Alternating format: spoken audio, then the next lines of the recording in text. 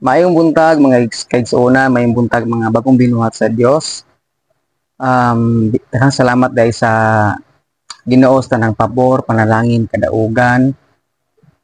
Naghatag sa Dios itong mga kinabuhi mga igsoon. So for today's video, I want to share to you about money.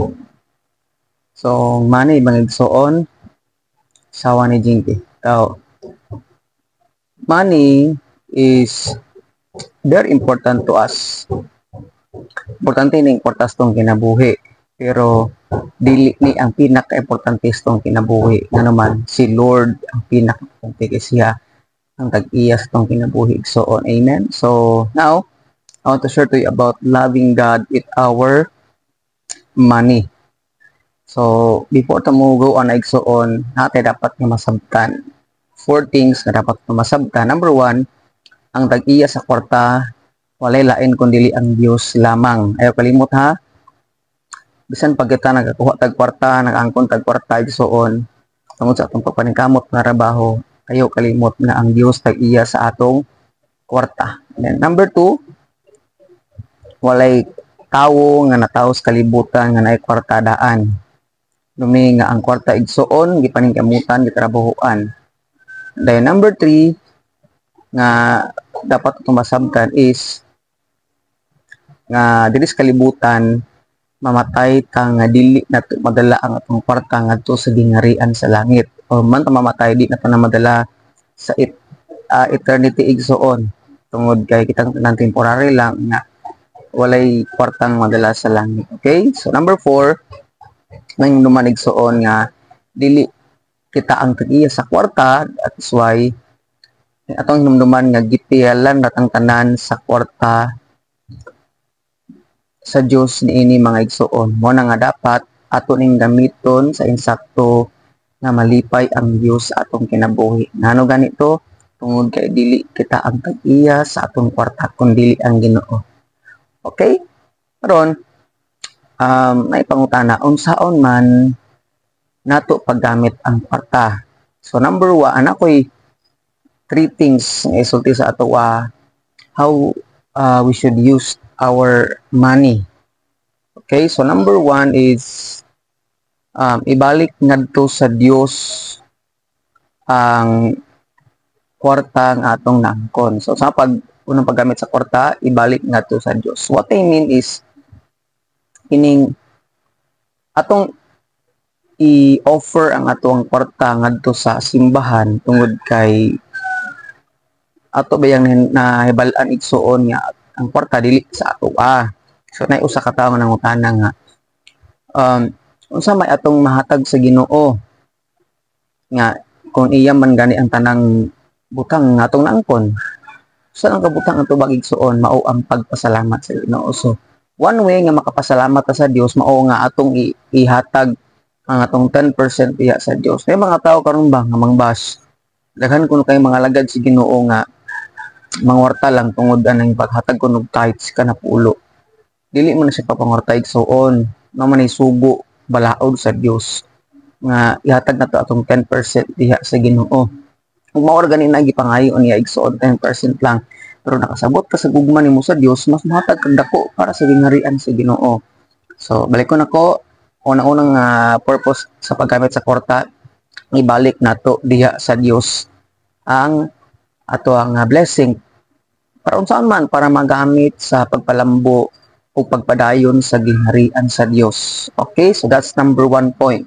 So number 2 nga point igsoon unsaon nato paggamit ang atong kwarta is muhatag ka sa uban or mutabang ka sa mga kabos. So mao ni sugo gayud sa Biblia igsoon, God is so concerned sa mga poor. God is so concerned with those people nga dili gyud nila kayang trabaho or wala sila kakayahan nga motrabaho. So dili man siya ingon nga imo silang nagsalig sila nimo, kun dili mo puy sugo sa Ginoo nga tabangan nato ang mga kabus igsoon. Dili ka pasabot nga dapat dato ta daghan tag kwarta aron makatabang ta sa atong mga kaigsuonan, dili. But bisan sa gamay igsoon nga butang or panalangin atong mahatag, tako na nang gikalipay sa Dios nga kita makatabang usab sa uban. Ingon ang Bible nga kung mutabang ka sa uban, mora kung nagipahulam atong Ginoo o balikan ka sa mga butang atong gihatag sa mga kabusig suod. Pagkanindot no nga ang tanan nga mga sikat karon, tanan nga mga dato gibless pag-ayo sa Ginoo, especially sa mga celebrities o kinsa pa man sila, kaning mga vlogger or nagdawat og mga akong panalangin. Pagkanindot po usab gamiton sila sa Ginoo, dili lang para musikat, dili lang para mudato, kundi dili para motabang usab sa uban. Tungod igsuon ganahan si Lord na naay mga kasing-kasing andam makaabang ato sa mga kabos. Imo nagikalipay sa Dios igsuon nga kita motabang usab sa uban. So mo number 2, mohatag ta og tabang sa mga kabos. Number 3, kung saan paggamit ang kwarta. Ang kwarta igsuon gamiton pod para i-reward ang atong self. Yes, so wa ka na sayop sa pagdungog. Kwarta dili sayop igsuon ang paggamit sa kwarta nga ang imong self imo pong i-reward. Okay? Tungod kay ingon ang Ecclesiastes nga hubo ra kuno kinabuhi, is why enjoy kuno nato ang mga blessing atong gihaguan, atong nadawat sa Ginoo. At sa pag-enjoy sa pamaagi nga malipay gyud ng Dios kung dili makadawat sa ato ba. Kining paano na siya pod reward na siya igsoon, gitawag na siya og self-reward. Kay naghago man ka, so dapat i-reward po nimo imong self. But remember this na kining mo reward kasi imong self, dili to the point na mahurot na po imong kwarta, wala na kay gastos imong pamilya, wala na kay gastos imong anak. Tungod kay kanang gitagaan mo pud kaalam sa Ginoo igsuon nga unsaon paggamit ang atong panalangin sa insaktong pamaagi. Kay basin og unya imong i-reward imong self sa pagbot og imong pagbisyo, pagsugal. So sayang bitaw, reward imong self kana bang mapuslan kining the same time pakaayo sa ato og malipay ang Dios mga igsoon. Okay? So mo na nga kining sa atong kinabuhi igsoon dapat natay kahibalo saon paggamit ang panalangin nga gihatag sa Dios sa ato tungod kay ang blessing tungod naman nga dili ni ato og gipihalan nata sa Ginoo mga igsoon. Naitaw nga moingon nga kining sayop kuno ning madato, sayop ning naa kay negosyo madato ka kay ang lisod kuno mosulod ang gingari sa gingarian sa Dios ang mga dato. Atong i-balance ang Bible mga igsoon. Having money is not wrong. But loving money, ingon ang Bible, igsoon, that is wrong. Because loving money is the root of all evil. Once nga ni ang tao igsoon, higugma na sa tao, sa pamaagi nga, di na siya makasimba sa Ginoo, di na siya makapangalagad sa Ginoo, di na siya manghatag sa uban, nya magbuhat na siya sayop. No? Magbuhat na siya og illegal nga butang aron makaanggon siya og parta. Mauna na siya sayop mga igsoon. That is why balik ko nako, having money is not wrong, but loving money is wrong mga igsoon. Ang pagigugma sa kwarta. Kay ingon ang Bible, dili ka makaalagad sa duha ka agalon.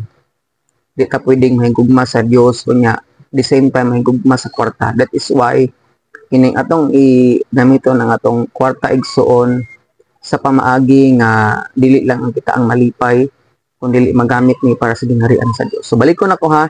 So sa paggamit sa kwarta, number 1, atong ibalik na to sa Dios by offering our money diya sa Ginoo sa pagsimba. Number 2, atong gamiton para sa pagtabang sa ubang tao nga nagkinahanglan. Number 3, gamiton nato igsuon ang kwarta to reward ourselves.